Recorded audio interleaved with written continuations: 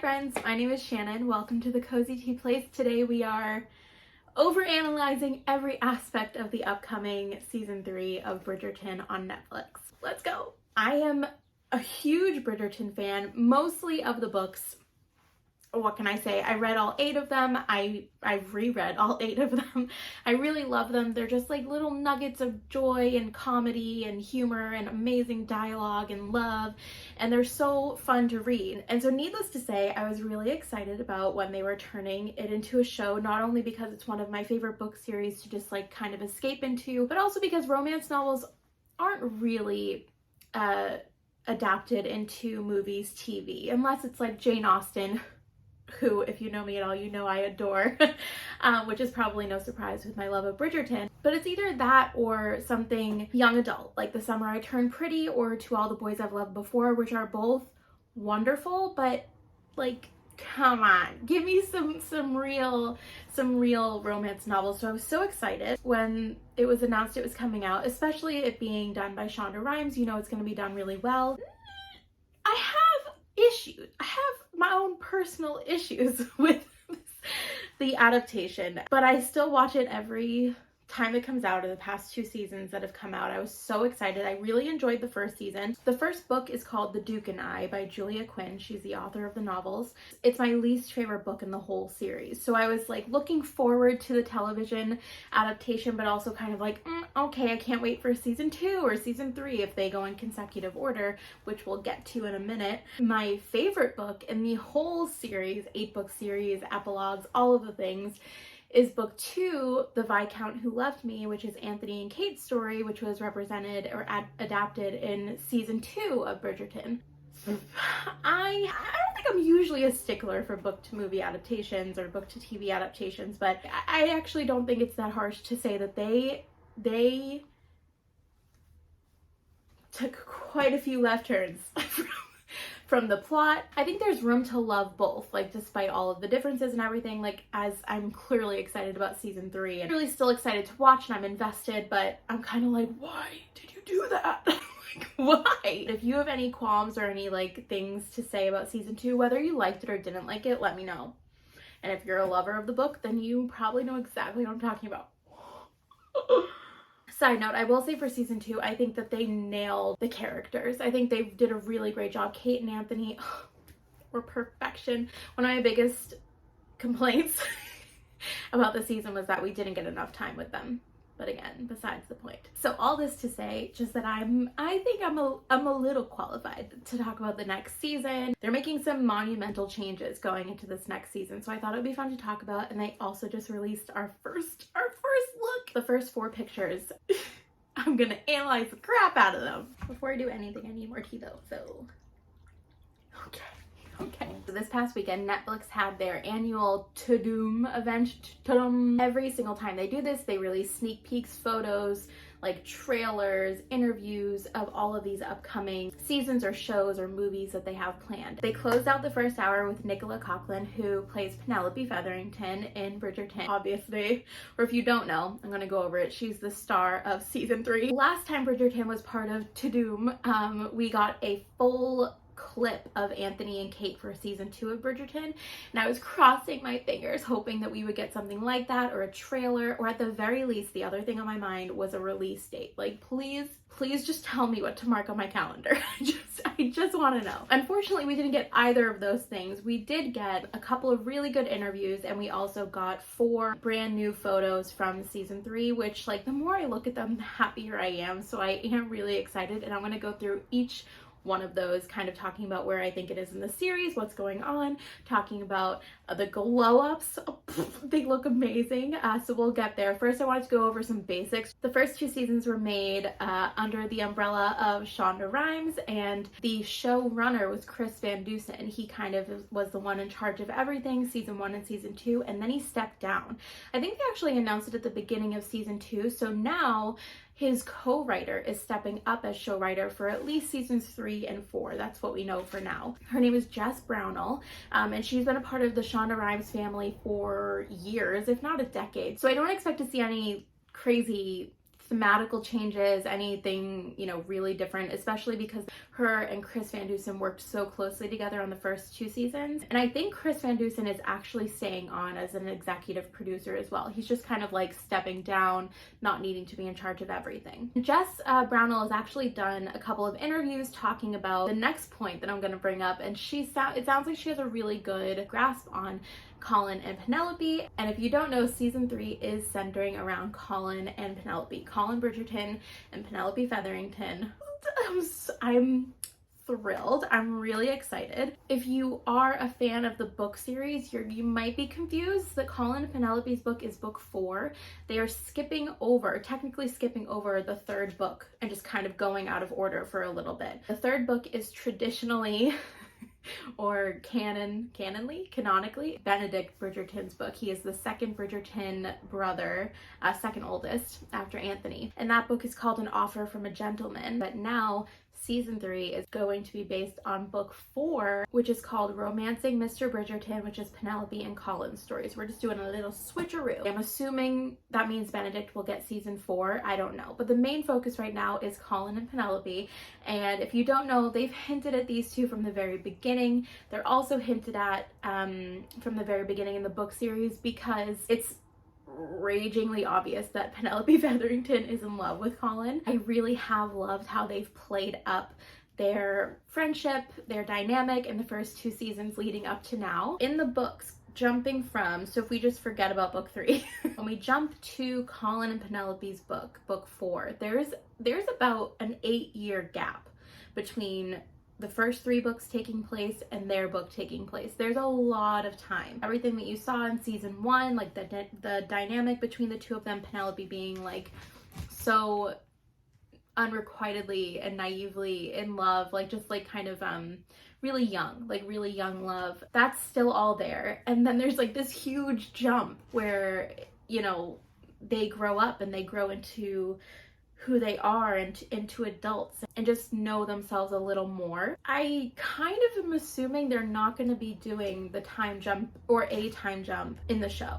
Season 2 ended with some really kind of like dire situations that if there was a even 2-year gap, it would be kind of odd. So I don't think there's going to be a time jump. That'll be interesting how they choose to kind of like round out the characters, making up for the 8 years in the novels that these people got to become themselves and learn new things and learn about the other person, even from afar, how they kind of do that in less than a year. I assume they're just going to jump to the next season, not next television season, but the next like season in London where they're trying to find the new diamond. I do think it makes sense for the show in the grand scheme. I think that everybody loves Colin and Penelope, so like technically I think it makes sense just giving us their story.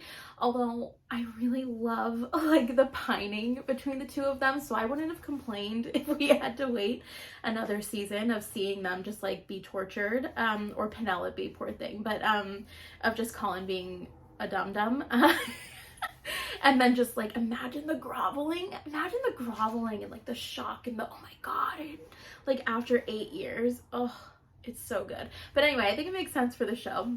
Going off on a tangent there. The other thing I wanted to talk about is just briefly where we left off before I get into dissecting the photos. We left off obviously with Anthony and Kate in love and happy and married, and I really can't wait to see them as like themselves and happy and in love, because the little like clip at the end of season 2 really wasn't enough for me of them like walking out on the lawn. I feel like in the book there's so much more of their banter and so much more of their bonding, like soul to soul bonding, and I just didn't get enough. So I'm excited to see what we get of them in season 2. So they're happy, hunky-dory, all set. The biggest thing that I took away from the end of season 2 was Eloise and Penelope having a humongous fallout. They had a huge fight because Eloise found out that Penelope is Lady Whistledown. So interested to see how they're gonna fix that, because in the books Eloise and Penelope wasn't even a little blip. It wasn't even a blip on the radar when Eloise found out that Penelope was Lady Whistledown. She was like away when all of London found out that Penelope was who she is. She's just told, and it's literally no big deal.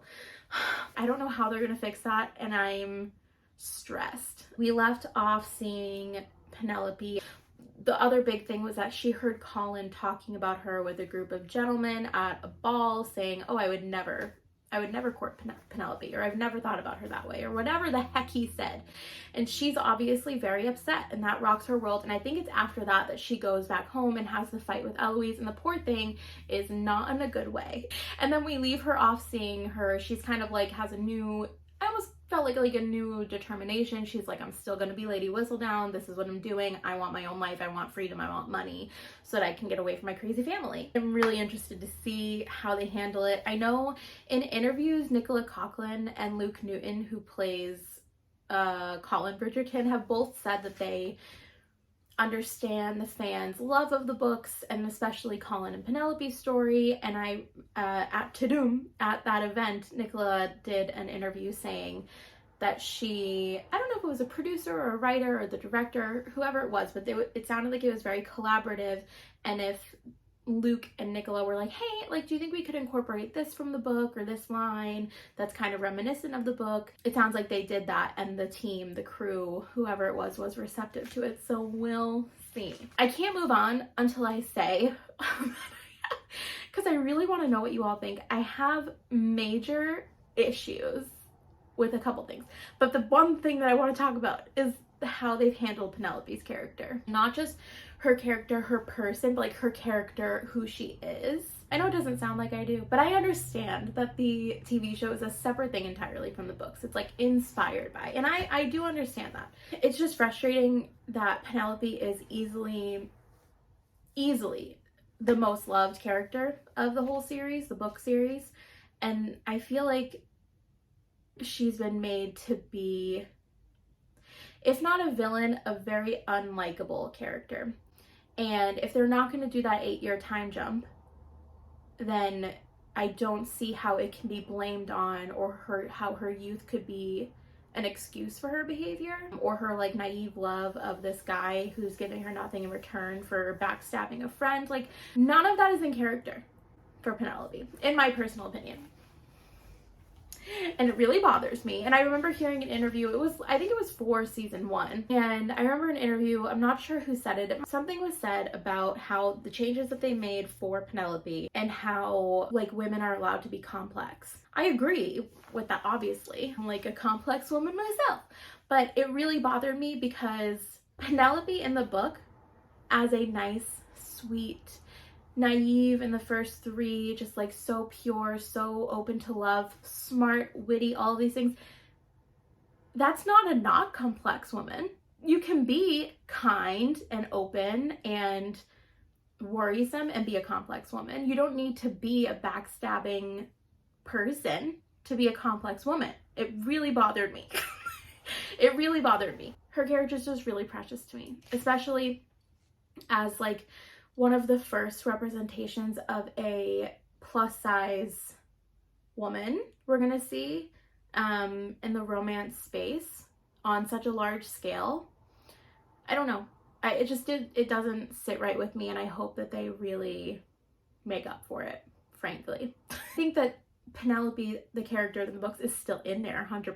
Like, she's still like in there in the show and everything. I don't like quite a few of the turns that they took for her. So, oh God, I'm glad I got that off my chest. We'll see how it goes. Let's get into the photos, the sneak peek of season 3 that we were gifted by Netflix over the weekend. Despite my nervousness about plot, character, that sort of thing, I am still a total sucker for this, and every minute will have my rapt attention. So it doesn't really matter that I had complaints about the season. I do want to know what you think, though. If you're a fan of the books, I'd love to know what your thoughts are on everything. I'm going to start with the one of Colin. Look at him, he looks beautiful. He looks so good. Like, I don't like how I'm looking as if I can see the photo that way. I have it on my laptop in front of me. Listen, his hair, I think is the miracle. I think the hair is the miracle that makes it very clear that he had a huge glow up. It's just a photo, so you can only take so much from it, but his demeanor, his jacket, the kind of torn, worn shoulders, he's very clearly, or I think this is very clearly him coming home from his travels. And he's clearly, I feel like he's clearly like come a little bit more into himself. He like looks comfortable. He has his shirt unbuttoned, please, in Regency London scandal. He looks amazing. This picture has to be from the first episode. I'd be stunned if it wasn't, honestly. And then you can see Dowager Viscountess Bridgerton in the back and Hyacinth, as well as a little teeny tiny sliver of Viscountess Bridgerton, Kate. They're very clearly outside of the Bridgerton home. He looks like a pirate, like without the eye patch on the boat and everything, but like the collar and like the worn jacket and it's just giving me pirate, and I'm here for it. Next, we might as well continue on the glow up train. Holy crap. Look at her. Look, she looks so stunning. So stunning. If I had to see her in one of those yellow gowns one more time, I was gonna lose my mind. I was actually gonna lose my mind. She looks stunning in this. I'm looking at it again, this hypothetical photo. This shimmery white, light blue, whatever it is, matching the curtains, matching the sky outside. Her hair is so glam and amazing, and she's so beautiful. I'm curious how they're gonna show Penelope's glow up. Like, is this how she looks in the first episode? I'd be kind of surprised, unless they're gonna show us like how she's handled the year in the meantime, you know, using that money, getting new clothes for herself despite what her mother says. I feel like here, I do feel like well, I guess it doesn't have to be early in the season, but I just, based on what we know from previous Netflix sneak peeks of Bridgerton, I feel like we've only ever actually gotten footage or things from the first episode. Oh my god, imagine if she's like looking out the window at Colin as he arrives home. But it's either that or like maybe, and like seeing him and Eloise, or just kind of like pondering out the window like what is going on. It reminds me of the Synopsis that Netflix released, I think even like last year, I don't know, but I'll read that in a minute. But she looks like stunning, really. We're gonna get to the creme de la creme in a minute, but before we do that, this third photo here, it must have been hanging up somewhere at the To-Doom event, because what is like the cutoff at the top? I can't figure out what's going on there. It's obviously cut off. I'm wondering if it's part of like some sort of pamphlet, you know. They look great. Her hair almost looks shorter here. I don't know if it's because it's more curly, but she's wearing blue, so I don't think it's like a flashback per se. I'll be really interested to see if they do flashbacks of Colin and Penelope like meeting and their friendship growing over their lives. I'd freak out. I don't necessarily need that, but it would be so cute. His hair does kind of look similar to the way it was in his first photo, so I'm not sure. I'm not sure where this photo's placed. I don't understand it. This one's the hardest for me to understand. Yeah, I mean, they look great. I just don't know what the heck's going on. But let's get to what I really want to talk about. What is that? Oh my god. Stunning. Stunning! That there is everything. Stop. Look at the angle of his head and look at her eyes. I love her dress. Is this it? I'm trying to, oh my god, I think, okay, wait. So in the book, Penelope like asks Colin, like, will you kiss me? Like, I've never been kissed. I haven't been kissed. Will you kiss me? Is that this photo? And then look at her dress and the necklace and her gorgeous luxurious hair. And then look at this photo. That's the same dress. That's the same outfit. Is this her afterwards being like, what the fuck did I just do? Probably not. But it is the same dress. So that's an interesting little tidbit. Anyway, this is stunning. I nearly had a heart attack when I saw this the first time. I've looked at this photo for a really long time. Just like look at their faces looking at each other. Head angle. I just can't. I am gonna need like to be sedated for this season. I'm so excited. I can't wait for a preview or a clip. A smidgen of a clip. Anything. Amazing. You have to tell me what you think of it down below of the photos. I'm freaking out. I know it was like leaked by a Netflix, an international branch of Netflix, I can't remember where specifically, that the release date is December 14th. It was quickly taken down and it wasn't confirmed, so I have no idea if that is true. If it is, cool, that's fine. It's a little further than I'd like, but it's fine. I can be patient. The last thing I wanted to do was read the synopsis for season 3. Ultimately, I feel like it sticks to the heart of what Penelope and Colin's story is, although it's a little different, but it sounds perfect, honestly. So, Penelope Featherington has finally given up on her long-held crush on Colin Bridgerton after hearing his disparaging words about her last season. She has, however, decided it's time to take a husband, preferably one who'll provide her with enough independence to continue her double life as Lady Whistledown, far away from her mother and sisters. Side note, if I have to go through a love triangle, like I did in season 2, I will freak out.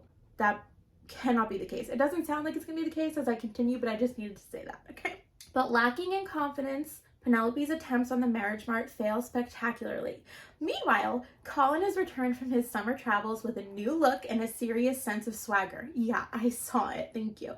But he's disheartened to realize that Penelope, the one person who always appreciated him as he was, is giving him the cold shoulder. Bruh, come on. Eager to win back her friendship, I love some groveling. He doesn't know what he's groveling for, clearly, but I still enjoy it. Eager to win back her friendship, Colin offers to mentor Penelope in the ways of confidence to help her find husband this season. That's when the kissing scene comes in. I'm telling you, that's when it comes in. Will you kiss me?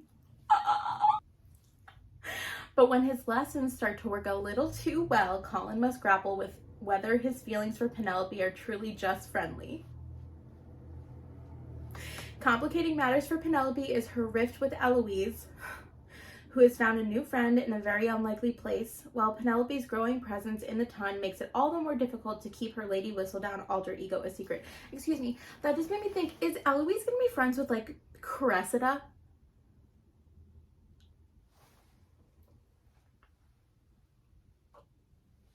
No, she wouldn't, right? She wouldn't, right? Like, because that would just make it all the more clear, like, how young they are, and that'll ruin it for me. It won't ruin it, but I won't be happy.